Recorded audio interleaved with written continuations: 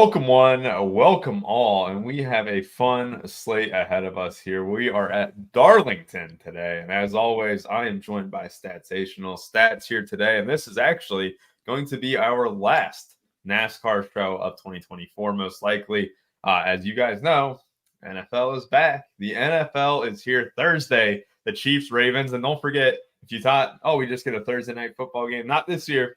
We get a Friday night football game with the Eagles and Packers too. So literally the NFL keeps adding on slates for showdown stuff, and it's nice. And we'll have all the content up for that. Stats for those, a lot of content here on the site too. I can't wait to see those stacking charts too. That'll be a big thing that I love to use, especially for like the Millie Maker and even like the play action and stuff like that. It's where it's one of my favorite things, especially with a $5 entry point for the Millie Maker this week. Stats. Like those stacking charts where, if a team has an implied total of 27, like, can you just kind of dive into what your stacking charts offer for NFL and how people can use that and all the other content on the site?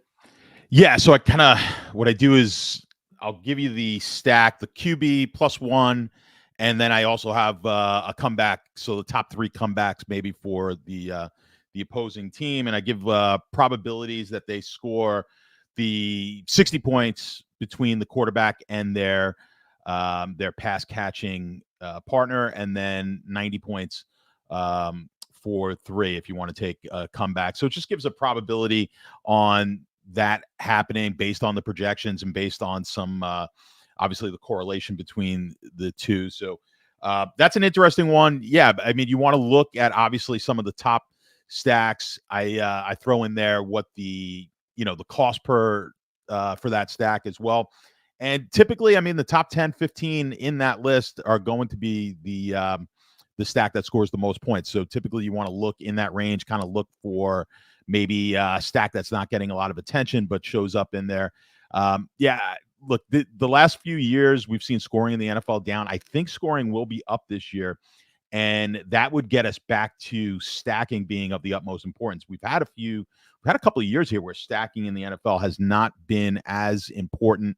The comeback, we haven't had a lot of quarterbacks I think the quarterback play has been down. I think we see a bounce back here. I think we see the totals start to go back up. I mean, we saw more games in the 30s than I have as far as the total pre-game totals than I have in a long time, and not that many in the 50s. I think that's going to reverse. I think we'll see early in the year, we'll see something similar to last year, and then the books will catch up. Just like I said on Friday's show with JBC, we do a sports betting show. I thought that the unders would be in play here early for college football, and we had some really good unders yesterday. So I do think the overs trend I saw, and I did not watch the show on Friday. I've been really busy with wedding stuff, but I noticed this trend, and a lot of it had to do with like the play clock. Like, play would end, and it was still 5-6 seconds roll off, and then all of a sudden there was the Florida State Georgia game or Georgia Tech game that was really emphasized, and it's also led into some other games. And I like, just for fun the other day, I just slapped a whole bunch of unders and stuff. Scoring, I was about to say, it's like the exact opposite of college, where like scoring feels down in college football. Obviously with the first downs, that change being last year where they no longer stop the clock after a first down and stuff. And obviously the 2-minute warning now is like one of those additional things they do to stop the clock. But it feels like the clock is always running in college football. To me, it's about time, because I think it's the only college sport that I could think of that plays a longer game than the NFL does, or than their professional counterpart does. And you're talking about a sport where we're trying to cut down on injuries, especially head injuries, and extending the game out and making it a longer game with more plays just makes absolutely no sense. You get the same bet. Now, I get TV money. They love having a 4.5-hour game. There's nothing like watching that championship game go to 2:00 in the morning. But I've been saying it for years. I think this is a much better with the way that they do. They're not stopping it on first downs until the end of the game. Stopping the clock. The clock runs on the out of bounds just like it does in the NFL. It's just a much better game. Flows much better, and you don't have to sit there for 4+ hours to watch the game. But the big change was the coaches can now talk to the quarterback at the line. So what that's doing is it should help the offenses, but it should also make for longer times in between plays. So that's why I was looking at the unders. You're also going to, if it helps the offenses, they're probably going to be able to get the quarterback looking in the right place, maybe checking to a different play, less interceptions. And you would think, interceptions good for the defense, good for unders, but no, like most interceptions or a lot of interceptions lead to easy points.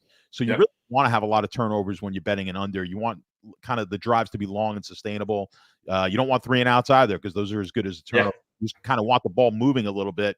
Ideally, the best thing in an over is move the ball to midfield, punt, and then rinse and repeat. But anyway, that's a lot about the NFL and college. But we went into it in pretty much detail on Friday.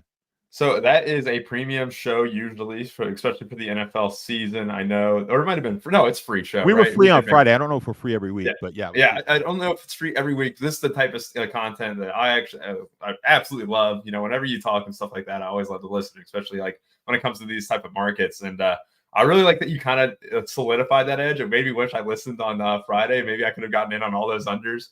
But this is the type of content you can come to expect week in and week out from you guys there. You'll have a bunch of stuff up. We also have the Showdown stuff. The Showdown playbook is getting a completely revamped look. It should be a great NFL season. Again, code RPS15, 15% off the entire package at Run Pure Sports for all sports. Not the NFL package, though, if you want SaberSim. If you just want, the NFL only just on the Run Pure Sports based subscription, RPS15 will work. If you want the SaberSim one, though, there is no code attached for what it's worth. So let's go ahead. We'll talk about football, all week next week here over the next few days, I guess. So we'll go ahead and move on to talking about NASCAR. And the good thing about Darlington, though, we've already had a race here. In the spring, we had Brad Keselowski is where he got his win at. You also had Josh Berry kind of getting into the top 3 there. And I think it was even Chase Briscoe who had a high finish here as well. This is a good slate, though. I really like the way it shapes up. You and Tony, you and Big T, I should say, already have your content up. And we're going to start with the studs here. I'm going to throw in Keselowski here, all right? Because I think he belongs in this stud range. We're going to do the top 5 drivers, Keselowski and up. I was actually shocked to see you guys both on Larson. And obviously you're all on Keselowski as well. But can you go over these top 5 guys in salary today? Yeah, I mean, I guess we could start with the most expensive guy out there, which is Denny Hamlin, $11K on DraftKings. Look, I mean, it's Denny. He's got great history here at this track. One thing, we didn't dive too much into the track, but it's an intermediate track. We're 367 laps, I believe. One thing about Darlington, it's very chalky. So what we've seen in the past, not only is it chalky, it really favors guys starting up front. Tough to pass. You get up in the front, you will lead a lot of laps. You mentioned Reddick last year. I believe he had the pole, led 174 laps. So he was in on the winner, not last year, but in the spring. So when you're building lineups here, you don't want to be worried about playing too many guys up front and missing out on maybe some place differential. If you take that spring race, you had 3 guys. I think the lowest starting position was 6th of 3 of these guys. So you had Reddick in there last year. You had in the fall, I should say, or spring, Keselowski, and I'm trying to remember who the other one was. I'm forgetting right now. But you had 3 guys who started like 2, 4, and 6 or something like that, or 1, 4, and 6. You had guys up in the front, and then that was coupled with, in the winning lineup, 3 guys who I believe all started in the 30s, and they were the cheaper guys. So typically, the drivers starting up front, the really top-notch drivers especially, who start up front, tend to lead a lot of laps here and win. So don't be afraid of taking guys up front. So that's kind of the lesson here. Now, with that said, you've got Denny starts 14th, and I think that's really, typically maybe we'd say, well, you're getting Denny. He had one of the better cars in practice. He's been fantastic, and he's fantastic everywhere. He's been great. Some really good track history, good intermediate tracks this season as well. I think the comps here that you're looking at are that are the closest going to be Vegas, Texas, and Kansas. And so his history in those tracks has obviously been really, really good. But I think the one, if we're looking to maybe for a reason to fade Denny, I would say because he's starting 14th, I'm not as confident in him dominating as maybe I am in some of these other guys who are going to be starting closer to the lead. Also, he doesn't get that preferred pit stall. And we've seen Denny kind of get into some trouble having some idiots around him in the pits and getting frustrated. That very well could happen here today. So the pit stalls and getting the preferred pit stalls this week is going to be key. So there are some reasons that you can fade Denny. But I think Larson here starting fourth has a really good shot at dominating. Again, it's Larson pretty much good everywhere. He's got a win at Kansas, has a win in Vegas, a couple of wins here in Vegas in recent times. Now, in the spring race, not too good. Wound up wrecking out of that race, but first last year in this exact race a year ago. So I think Larson. I actually like Larson in the betting markets. I don't typically bet favorites in NASCAR. I in a lot of these futures, golf, NASCAR, I try to look for a reason to bet against the favorite. But you're getting a decent price here, plus 575. I think Larson very, very much live to win this. And a lot of the next guy, Reddick, is a guy I've seen a lot of people taking this week as far as in the betting markets. I think Reddick's going to be a very popular pick. He had the fastest car here in the spring. Like I said, he led about 174 laps here in the spring to get him into the winning lineup. And I think he's going to have an extremely fast car again. I do think Reddick obviously has a shot to win the race. Didn't really love the odds on him, which is why I didn't make a bet in the futures market on Reddick. But I think he's very much live here. Starting sixth, starts close enough up to the front. He's one of my favorites to get a lot of dom points as he did in the spring race. So I think we may be looking at him being the highest owned guy here on the slate, and I think probably for good reason. But because of that, again, I think you can, if he's in the 40s, I think if you want to get under and be if you're playing 150 lineups like I am, you want to get in that 35% range. I'm cool with that as well, because I think we've just got a lot of talent here close to the top that I don't see one guy necessarily guaranteed to dominate this. So if you want to kind of take the tact of, I'll fade the guy who's going to be the highest owned, and maybe bump up those guys who are near the top who are going to be lesser owned.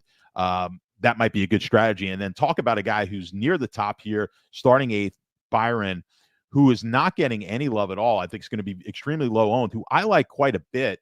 I just think for the ownership, I don't know. I don't have my Saber up, or you have it up there. So what's the ownership on Saber? They're talking about 17. Yeah, 17s. I think that's probably accurate too. I mean, what was it 2 weeks ago? He was also unowned, despite being in a very similar spot, like starting ninth or whatever. I think he starts close enough up to the front. I think he's got enough speed here and it's a great track for Byron. I mean, he's done well here in the past. Kind of look at his recent history. I mean, he has a first place last year in the spring race here, but he's done no worse than eighth in his last 4 trips to this track. He's been excellent at intermediate tracks. I just think that ownership is going to be too low. So I like, if you want to kind of bump up a Byron and bring down a Reddick a little bit, I like that move and kind of even those guys out a bit. I think you're going to get some good. I think that's a good pivot and good leverage play. Keselowski obviously won here last time. He's going to get a lot of love for that. Practice times were okay. He was kind of mid in practice, so that's one knock against him. Just speaking with just going back to practice, I want to look at in practice more of these guys. We want these guys to kind of be able to sustain and not fall off all that much in practice. So more so than the speed, I was looking for guys who were able to sustain it or at least get better on the longer practice laps when they get up to that 20 practice laps or so. And were they able to sustain it? Guy like Byron was. I mean, Byron was probably the best in practice. Hamlin was really good in practice. Keselowski, not as much. So if you want to take a knock here on Brad, I think he'll probably get a little bit more ownership with the fact that he won here last time. But I could see getting under the market on a Keselowski. He's probably going to be in that 25%. I think Saber's got him here at 23. I think that's about right.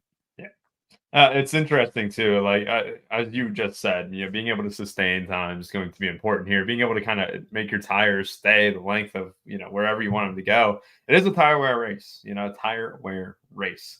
And that is Denny's wheelhouse. So I was going to say I think it's really easy to get 2 of these studs in the lineup today.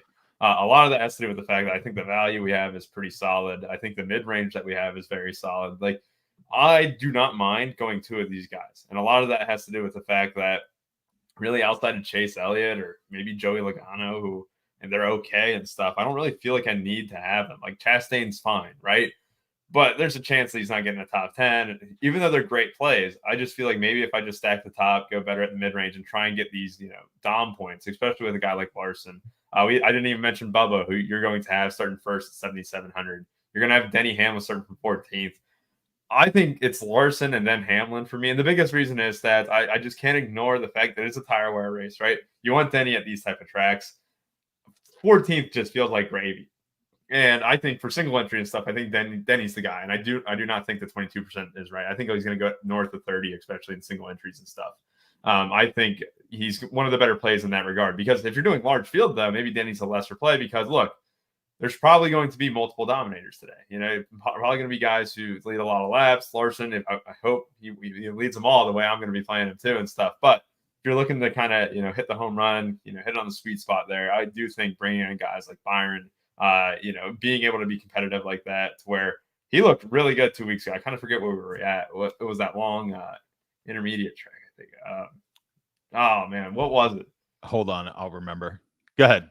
It's like that was the thing too. I remember 2 weeks ago, and like Byron like single-handedly guided me to a cash. That was the one that we also had some late drama in. It was the Michigan International Speedway one. Yeah, that's what it was. Yes, yes. And I remember like him getting second there was just good enough. And I do think that possibility of, if you wanted to stack, Hendrick Motorsports a little bit, you can do it with Larson and Byron. Just bank on them being faster than anyone else. At that point, maybe you can be high on Chase Elliott. 9K is not too high of a tag too. So I don't mind those. And for me, it's Larson, Hamlin, then Byron, and then I'm low on Keselowski for this one. Sounds like you were kind of low on him too. And then Tyler Reddick is, I'm just can't play everyone. To me, Larson head and shoulders, Hamlin head and shoulders, and then it's Byron in that next tier. And then I think I'll probably be fading Keselowski and Reddick today. Let's go ahead and get into the rest of this 9K range here. It's got Truex, who's very good on these type of tracks. Tire wear wise. My thing with Truex though is I just got to quit Truex stats. Like I just got to. What's going on with it? Every time he's in a good position to end the race, it just feels like he just bends it somehow, runs out of gas somehow. There has not been a race where it's just gone to plan for Truex the entire time yet this season. And starting fifth, this is like the one time too where I don't think he's going to be 25. I think he's going to be a little lower than that. I know people are going to see the history here. But I think there's a mental fatigue with Truex where he's been chalked for many, many, many weeks, and he just hasn't come through really much at all. With Truex, though, are you going to have a lot of interest in him? Are you going to have a lot of interest in general with Truex? Bell, obviously, and then you have Elliott, too, to finish off this 9K range. Any of these three guys that you're high on? I mean, you talk about Truex. Obviously, I mean, as of late, it's the way it's been is real tough to play him, but he's also been really bad here in the next gen. I mean, look at him in the last, since 22, 18th was his best finish here. So it's going to be tough for me to get too much Truex. Again, if you're playing a small amount of lineups here, I just don't see the advantage in getting a Truex fifth. There's just too many guys starting up front that I think he's going to struggle with. So there's just better plays for me. Bell's another guy that's not going to get a whole lot of attention in the DFS markets. He struggled at Darlington recently. He probably, he'll probably have a decent finish here, but I don't see the dominating. Starting ninth, I'm going to want someone who's going to be able to get up front, dominate a bunch of laps here, and then get a strong top three type of finish. Just don't see that happening with Bell. Now, Elliott, different story. We're getting at 9K. We're getting him starting 20th. I think he'll have I don't think he's going to have a ton of ownership, but just a bit more than those first two guys in this 9K range. And, I want to bring up his practice times. Yeah, so if you look at him in the practice, like in the shorter amount of laps, not as great. But then when you got to the 15th and 20 lap practices, it seemed like he was getting better. So I like that. I'm pretty high on Chase here. I think that's a pretty good play at a fairly low ownership. We get some decent place differential there with Chase. So I like the Chase play. Blaney, probably. I mean, a lot of people saying the Fords look good, and Blaney might have the best car in the entire field, starting 7th. I think Blaney's got a really good shot here to get up to the lead, get us some Dom points. We're looking at 32%, what it says here on Sabre as far as ownership. I think that's about right. I think 30 to 35% should be the ownership. Yeah. I think if you get over on Blaney, I'm not upset with that. I think Blaney's got a real shot here to win the race. Or I didn't take him in the betting markets. Just I thought the price was a little short. But he is getting bet pretty. He's up there as one of the favorites to win this race. And at this price tag, I think Blaney's got to get a lot of consideration. Yeah, I'm looking at that too because Blaney's 8-1 now, right? Plus 800 on DraftKings Sportsbook. That surprised me a little bit. And I just had a trouble kind of tracking that a little bit. If I'm going to be high on HMS, if I'm going to be high on Hamlin, like what do I do with a guy like Blaney? And that's been my debate. I know I didn't mention him, like talking about those dominators because he's in the next range. And I just feel like I'm going to be a little underweight on Blaney a little bit here. I just think that maybe kind of going for one of these guys who just feels due in the sense of like Kyle Larson or a guy who's going to try and get there late with Hamlin. And to me, I don't really get the best of both worlds. If I was fading Hamlin, I think I would have a much easier time playing Larson and Blaney together. But I don't want to go like all three of those guys. I think that Denny can have that late stage upside, and then Larson have the early stage after Bubba. So it just kind of becomes a numbers game at that point. Like I'm not going to be having a ton of Blaney at all. But God, 8-1, it's hard to ignore it. 8,800, starting seventh. You talk about the buzz he's had. I just think a little bit of too much ownership on him. I think I'm going to be passing on him here. Probably go a little bit lower and look at the rest of the slate too. I mean, just below him, you got a guy who's starting 16 spots further back, doesn't offer the same Dom upside or anything, but you also have a safe play in a guy like Logano. What's your strategy with a guy like Logano and Chastain? Both starting in the 20s here. You also got Chris Buescher, who's been pretty fast too.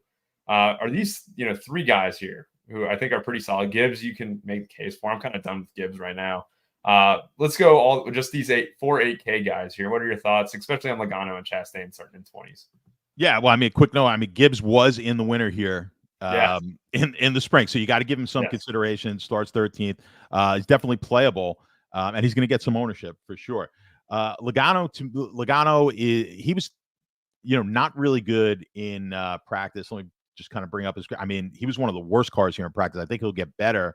He was in the 30s in early laps. He got down to he was 21st in the 20 lap in practice, which not good at all.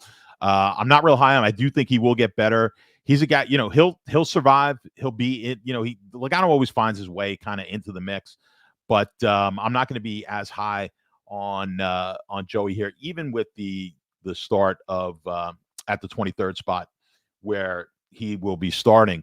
Buescher, I took in my bets.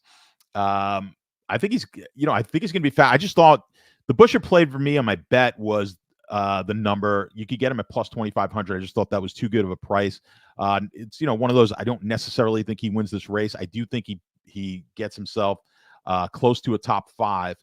And, if he's able to pull it out for us, he pulls it out. But I thought 2,500 was just too good a price to pass up on him. I still think Larson probably takes the race.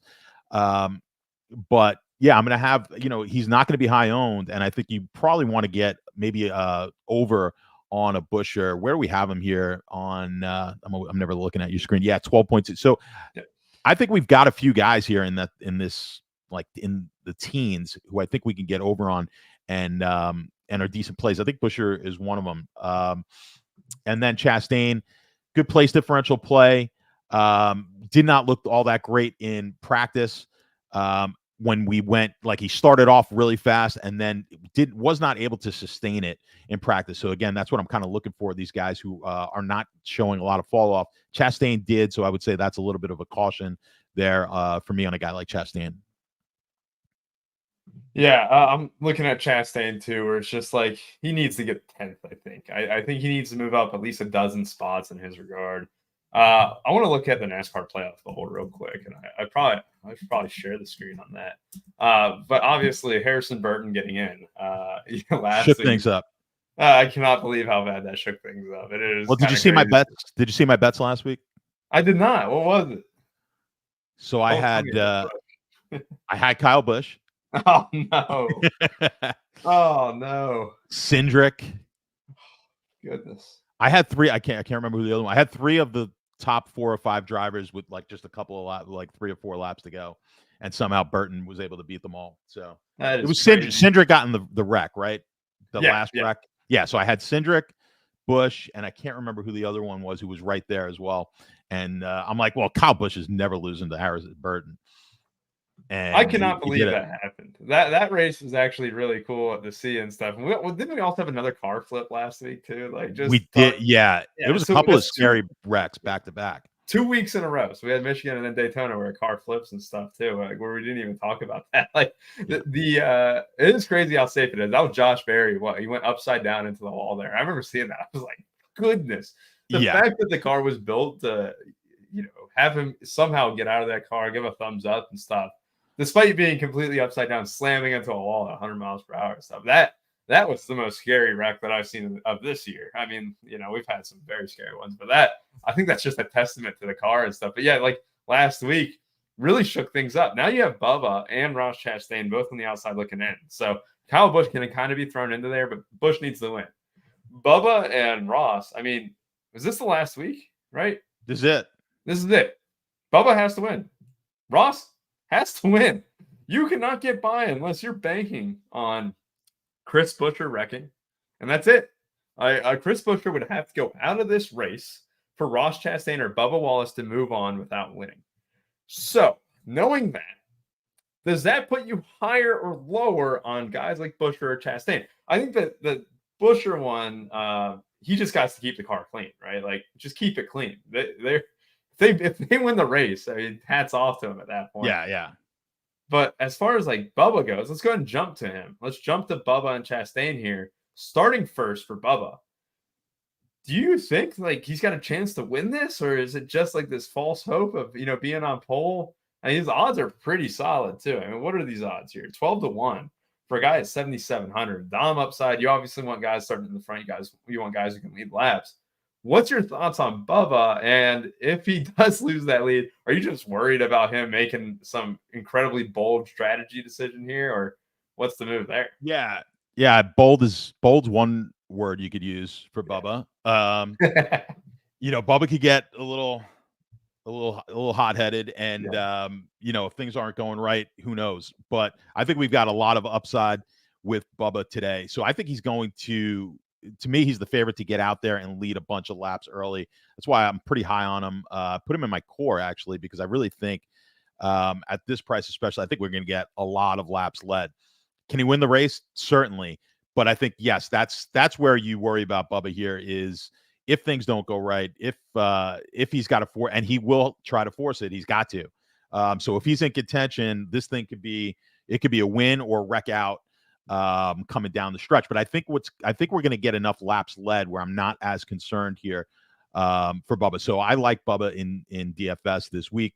I'm just looking at Sabre now. They've got him up at 50. I think I don't know if he's going to be 50. Yeah, I don't know if he's going to be 50. I'm looking at more in the 30s, 35, something like that. I think that's kind of where he's going to be. But I do like Bubba quite a bit to lead a bunch of laps this week. And so if he wins, I mean, it'd be interesting. Yeah, I'm hoping he's in contention late because I think that'll make for a really fun, interesting finish. I almost prefer him to like be running 10th at that point. And just start wrecking people on the way to the front. Yeah, pulling Austin Dillon or something like that. I'm worried that like at the same time where if he's like second or some shit, he's gonna try some egregious block or like no doubt push. Just gonna dive bomb into a corner and just wreck the thing. Yeah, well, we need like him, and it's got to be like him and Kyle Busch. Yes, up at the front late. A couple of guys who really want to expect to be in the playoffs, want to get in the playoffs, and are not afraid. So that would definitely be interesting. But yeah, speaking of, I mean, Busch has decent speed here. He's been great at Darlington. I think he's got a lot of upside. Start 17th. I don't mind Kyle Busch again, another guy at low ownership that I don't mind playing this week. Bowman is going to be a really popular play. Had a good practice. His qualifying sucked, and that's why he's going to be in 27th starting position. But I think it's another guy who's got a real good chance to get us that place differential that we'll need to maybe pair up with some of these guys that are going to Dom, who are starting up front, and Eric Jones in a similar spot. He's a guy who's going to get a lot of ownership. He's been great at Darlington, but legacy, I don't think he's got the car. I don't think he's got the equipment. So I prefer, if you're playing one of these guys, I like Bowman over Jones here. And then when you get down to Briscoe, I just don't think he's playable. starting third. I don't think he's going to be able to get out front and dom, and then his finish position won't be anything close, I don't think, to that third. So I don't like any Briscoe. And I think Berry is kind of where Berry is starting 15th is kind of where we expect him to be. Maybe he gets up to a top 10, but not too high on Berry. And then Gragson, a lot of people like Gragson this week. I think probably because he's been pretty good at Darlington. I believe he was in the winner the last time out. So I think he'll get a little bit bump in ownership because of that. Starts 29th. Fine play, but I think if you're maybe owned a little bit higher than he should be. So if you want to get under on Gragson, I'm not against it, and I don't think he's in necessarily the best equipment either. So and really at Darlington, it's all about the top drivers and top equipment. So I could totally see getting underneath and underweight on a Gragson. Yeah, it makes a lot of sense there. And speaking of Bowman, I think Bowman's one of my favorite mid-tier plays. Eric Jones, not bad at all. These are two guys who can just be kind of glue pieces where probably not going to win you the slate, but they're definitely not going to lose you the slate. I think like throwing them in single entries and stuff is probably my plan, especially with Bowman. I think 27th is a great starting position. I need a 15th out of him here. He got 8th here in the spring race too, which is promising. That was just purely on speed. It wasn't like a lot of guys wrecked out. If you went to the spring race, we only had 3 guys not finish the race. That was Kyle Larson, Zane Smith, and Ryan Blaney. So he's got pace here. He's going to be fine. Starting 27th, one of my favorite plays. I also found this interesting stat, just looking at, player matchups on DK, or driver matchups, I should say.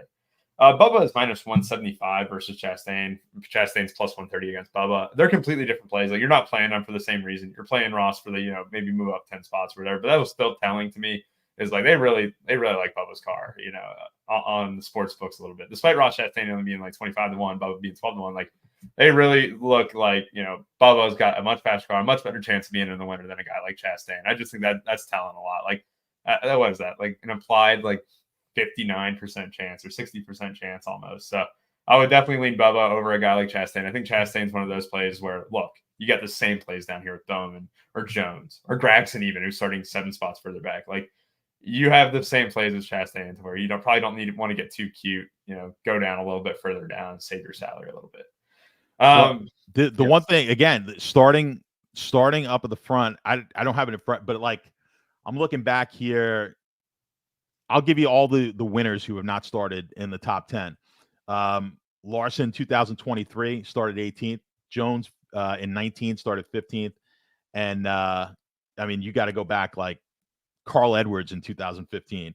Keselowski started 13th in 18. Jones started 15th in 22. But for the most part, you've got almost every winner here has started you've got, I'll give it to you, 1, 2, 3, 4, 5, 6, 7, 8, 9, 10, 11 of the last, 18 have started in the top, not even 8. No, I'm sorry. 11 of the last 15 have started in the top 10. So that'll just tell you that starting up front is big. So that's going to give a boost there in that prop there, Bubba against Chastain as well. Yeah, no kidding. That's actually a very telling stat. It almost makes me want to kind of jam 2 guys up there because I was debating. I was on the fence about Bubba. I think you want a minimum of 2 in the top 10. To be honest with you, I think especially if you're single entry, 2. I would do a minimum 2 guys starting top 10 because you're going to have to get 2 of these guys to get the. You're going to need at least 2 DOMs, which I think you put up on the on our content on the website. I saw you put 2 to 3 DOMs, which I totally agree with. But you're most likely to get those DOMs out of those top, even top 5 spots. That was the thing too. It was like I was looking at it with Denny Hamlin. If I consider him a DOM, right? Like, he doesn't have to dom though that much. Like, if he got second place or something like that, put up a few fast laps, you can probably get scored in the 65, 70s.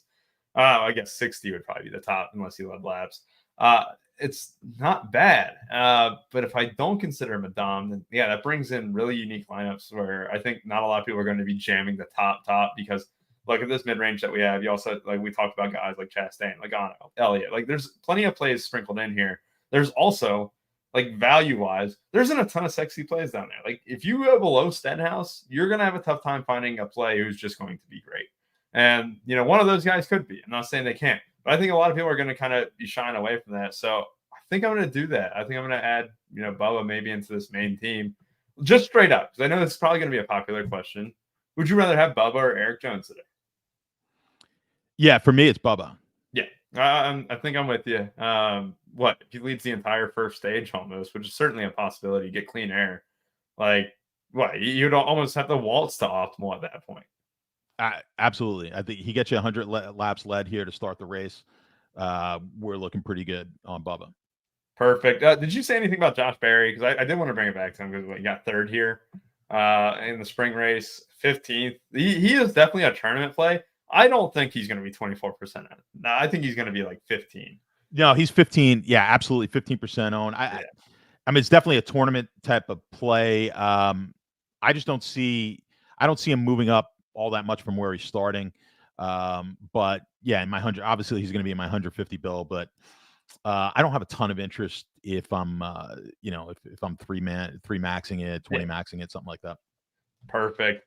All right, let's get into this growth range. We spent a ton of time on the top guys there. We're not going to spend that much time on these guys here. I can tell you that. The 6K range is like the last range where it's like, you know what, I like these guys. But luckily we have stacked mid-range to where I can still get what I want. I can still play 3-4 guys from that mid-range and still get 2 studs because, like we keep saying, I keep saying, Denny Hamlin is too cheap at 11K. Kyle Larson is too cheap at 10-7. Like, those are just guys you'd expect to be like, I feel like they were 1K more like last year and stuff where it kind of forced you into this range. This year, they're not forcing you into this 5K range much at all. So, honestly, single entry wise, I am staying above this line. And if you can't see my mouse, it is below Ricky Stenhouse. So I'm going Ricky Stenhouse and above for single entry and stuff like that. Let's go in, though. Todd Gilliland starting 33rd. You are on record already saying you support the guy who's going to be there, not the guy who's leaving. So you like Gilliland over McDowell, I would assume, despite starting 2 spots further back. Daniel Suarez is an intriguing guy at, starting 32nd, got 24th here in the spring race. Doesn't have a ton of speed here, but starting 32nd could be good enough. SVG. This is a tough track for him to tame. I'm worried about because I really like, SVG is one of my favorite drivers. That's actually one of my favorite reasons why I watch the Xfinity races, especially the road courses. Can I trust him here starting 34th? The answer is probably not. Austin Dillon, crossing him off. Someone's going to put him into a wall at some point. Hopefully today. No, I don't know. Hopefully he's okay. All right. And then Ricky Stenhouse starting 36th. And then I also want your take on Carson Hocevar because this ownership at 22% is blatantly wrong. I do not think 22% of people are clicking on a Carson Hocevar starting second.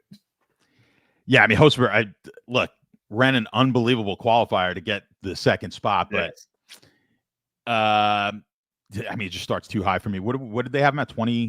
22%. Yeah, that's not happening. He'll be close to 10. Yeah, that's probably about right. I was going to say kind of close to 10%. I can't get too excited for Hocevar. And I think Cindric will start off with the top guy in this here as far as price goes. I think he starts too high for me. So let's get to the guy who I kind of like here, and that's Gilliland. I mean, you look at him in his last 5 times out on the intermediate tracks. I mean, the worst he's basically finished between 14th and 17th his last 5 trips. So he's been a top 20 guy. He's kind of been pretty reliable to get you into the top 20, may even get you a top 15. So I like the Gilliland play more so than I like McDowell. And you mentioned as well, kind of the guy who's going to be there, I think is going to get more attention. And that's Gilliland. McDowell, this is going to be his last race here with Front Row. So, decent play. You want to mix him in, but he does start 2 spots ahead of Gilliland. I just think Gilliland is the stronger play, and I would look that way for the extra $100. Suarez starts 32nd. He has struggled at this track, but with the 32nd starting spot, I think he'll get some ownership. I think you could sprinkle him in. Certainly, he'll be in my 150 mix. Not one of my favorite plays, but I think you have to have some Suarez, even in 20 max builds, maybe throw one in for Suarez, maybe 2. SVG, I love him as well, but I love watching him on those road courses because it is a thing of beauty. It's unbelievable to watch. I think here at Darlington, just not enough experience. His skill as far as running up against the wall, like these guys are going to want to do here, and conserving the tires and long runs and all that. Not sure he's ready yet for that. So I'm not going to be very high. I don't think the market will be either on SVG. I think Austin Dillon kind of starting where you expect him to finish. Don't see him with all that much upside as far as that 16th starting spot. I don't think he gets into the top 10, so I'm not too high there. We mentioned Hosmer, and then the last guy is Stenhouse. Look, Stenhouse, he had the wreck in practice, so I believe, I don't know for sure. Is he starting? Is he running a second car? Yeah, checking right now for you if he's going to a back. I would assume he is with that wreck that they had yesterday. But yeah, I mean, still a fine play at starting in the back, 36th. Again, for as far as GPPs for me, and he might even be a cash game play at 6,200 starting 36th. But what do we have his ownership at? They have no, that's wrong. Right? Yeah, I think it's going to be closer to 30 than it is 5. Yeah, he should have some decent ownership here. I don't know if he gets all the way up to 30. Repaired the primary car. Oh, they did. Okay. So probably even better then. Yeah, Stenhouse starting 36th. I think certainly he's going to be a lot higher than Sabre has him. You're going to want to get him in some lineups with that starting spot for sure. Especially, I think he's probably the best option at the price. I think once you get sub 6K, it gets a little bit dicey. He's probably the cheapest, most solid option on the board. I think Stenhouse this week. So, yes, I'm with you on Stenhouse. I think he's like the last decent play who you can just kind of manage and be like, I'm fine with Stenhouse no matter what. Like he can crash and I'm still not dead. It looks like they mixed up Stenhouse and Hosever's ownership. That would make a lot more sense, I think, because there's no way Stenhouse is not going to be chalk. He's going to be pretty high-owned, I think. Because look at this range below him, all right? I'm just going to save us time, all right? Do you like anyone in this range specifically? Let's talk about a 20 max, because I think for 150 max, right, you can definitely sprinkle these guys in. There's definitely a chance that one of them hits. And a guy like, just for example, because I always say it every single show, a guy like Justin Haley, what if he ran an alternate strategy and got 15th or whatever? And he got 9th here in the spring race. So that is not out of the question. It's not out of the question for some of these guys. However, only 2 of them are starting in the 30s. Well, I guess 3 if you count Priest starting 30th. None of these guys have good starting spots, and it's going to keep the ownership really low. I think a lot of people are going to gravitate to the same type of builds too, where they're just going to kind of avoid this range, and I think it's for good reason. But is your favorite guy Haley from here just because of that spring race result, what we've seen him do, being able to kind of get top 15s and stuff, and that would definitely be enough from him here. Anyone else you may think could have a chance? Yeah, I agree with where you're going there with Haley. I think Haley's the best option in the 5K range.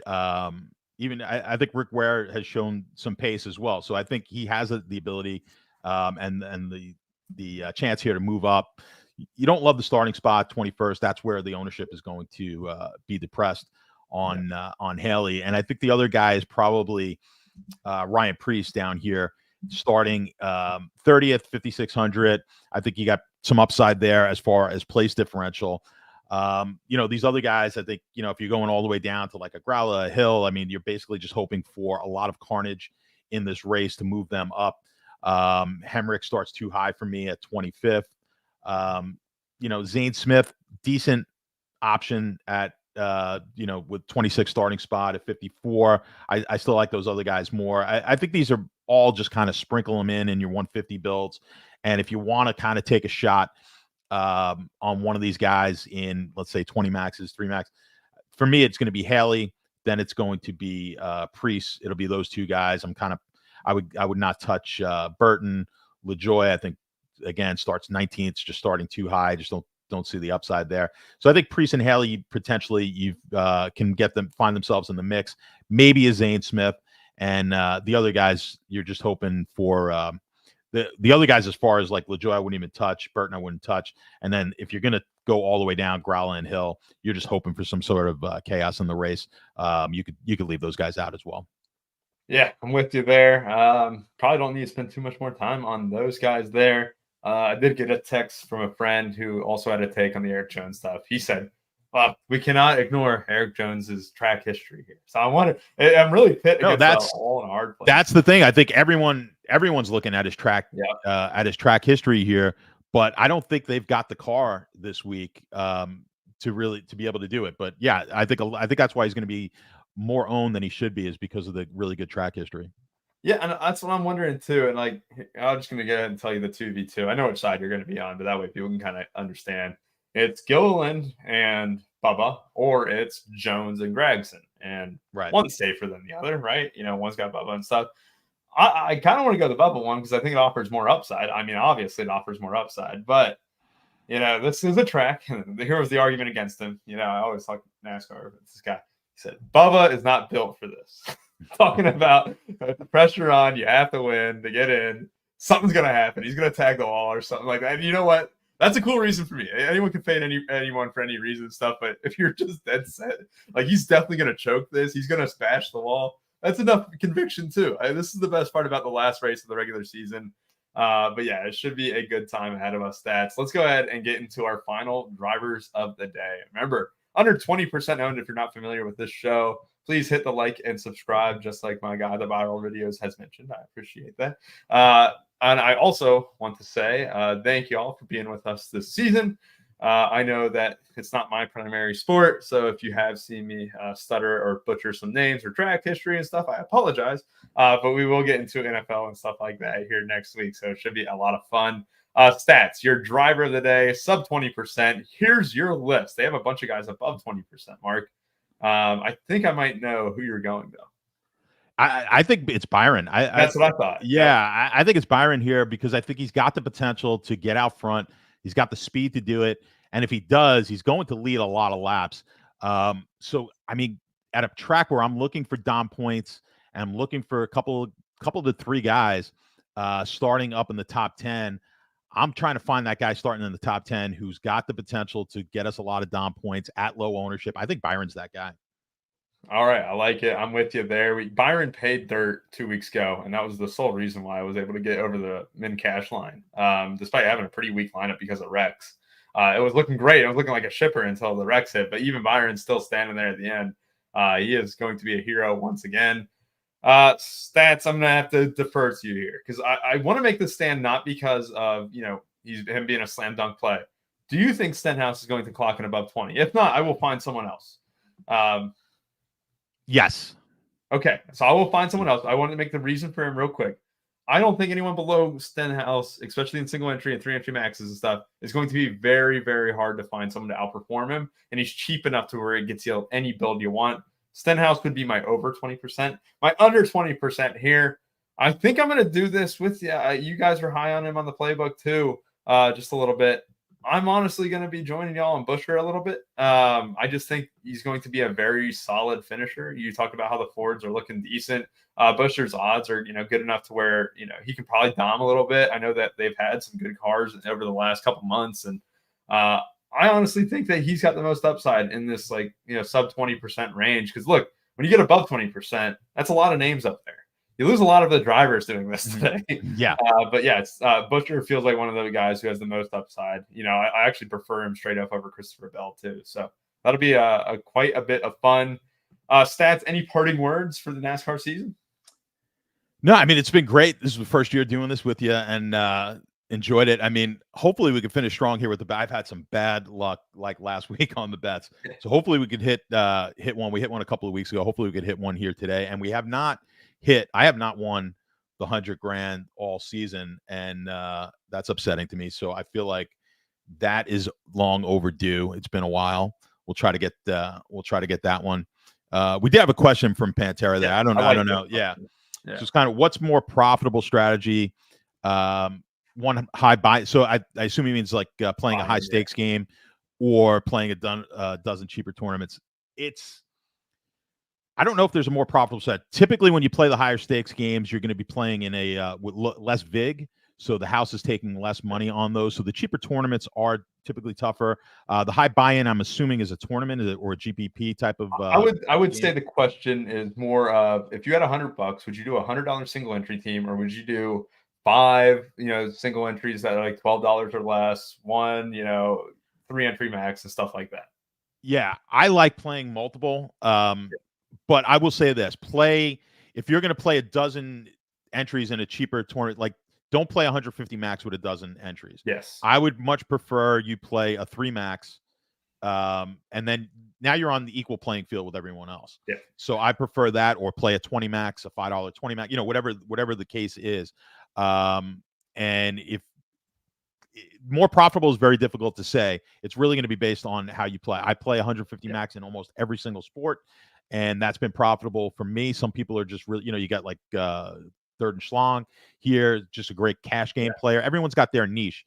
So I think you have to kind of figure out what you're best at. I think the sharper you are, to be honest with you, the less the lower amount of entries you can play. In other words, you really need to know, whatever the sport is, you need to know the players, and you need to do actually more homework, I think, when you're playing a single entry than you necessarily do at 150. When you play 150, it's more about lineup construction and things like that in all sports. When you get down to single entry, you really need to research it. You need to look and understand, and your construction is going to matter quite a bit as well, but you really need to understand the players or drivers, in this case, involved. So it's really going to be based on the individual. That's what my dad doesn't play a ton or anything like that, but he'll ask me a question. He'll be like entering the Millie Maker, and you're like, dude, why? Like, if you just enter a 3 entry bag or enter a single entry, and it's like, oh yeah, you want to play on the same playing field as everyone else. So that's very much so getting in those things. Hoover, they changed this 7 months ago. So if you have been seeing more badges in your lobbies, that's because they changed that. That came out of the blue too. Like I've been able to enter the $1 and stuff like that as of 6 months ago, and I like it. Like, I don't mind doing 20 entry maxes and stuff, but I've not been able to play like outside of NFL. But that rule went away. It might still be on FanDuel. Like FanDuel, I might still have that rule, but I know DraftKings actually amended that rule recently. Yeah. All right. Well, I appreciate you guys. Again, code RPS15, 15% off your first payment here at Run Pure Sports. You can get it for all sport package here at Run Pure Sports here, with the NFL coming up on Thursday. We also got kickoff game on Friday too, as well, with the Packers and Eagles. We will have content every single day of the week almost. And it starts on Wednesday. I think Wednesday is the first pod that we got. And then Thursday we'll have a couple showdown shows and then much more. So appreciate y'all for watching, and have a great rest of your day. Bye-bye.